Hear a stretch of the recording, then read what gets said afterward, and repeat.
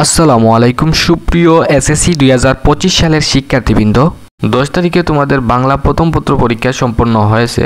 প্রায় অনেকগুলা কমেন্ট আসতেছে যে তোমরা এমসিকিউতে 10-এর নিচে পাইছো বা তোমাদের বাংলা প্রথম পত্র পরীক্ষা খারাপ হয়েছে, তেমন একটা ভালো হয় নাই। তোমাদের জন্য কোনো চিন্তা নাই, শিক্ষা বোর্ডের নতুন একটি আপডেট। মূলত এসএসসি পরীক্ষায় 10টার নিচে এমসিকিউ হইলে সেই বিষয়ে ফেল ধরা হয়, কিন্তু বাংলা প্রথম পত্র এবং দ্বিতীয় পত্রের জন্য আলাদা একটি বিষয়।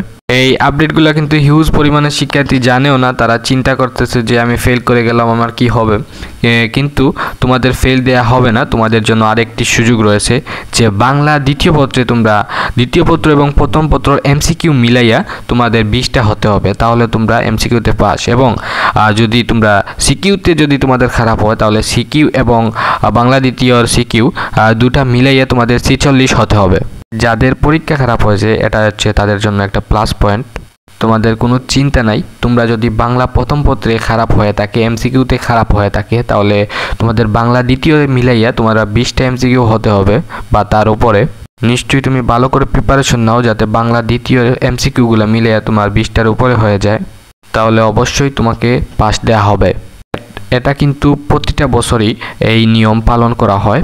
এটা কিন্তু অনেক স্টুডেন্টরাই জানে না, তারা নিজেকে ফেল মনে করে বসে থাকে এবং চিন্তায় পরবর্তী পরীক্ষাটাও খারাপ হয়। তাই ভাবলাম তোমাদেরকে জানিয়ে দিই। আসলে প্রায় প্রতিটা বছর এই নিয়ম থাকার কারণে হিউজ পরিমাণে স্টুডেন্টরা পাস করে।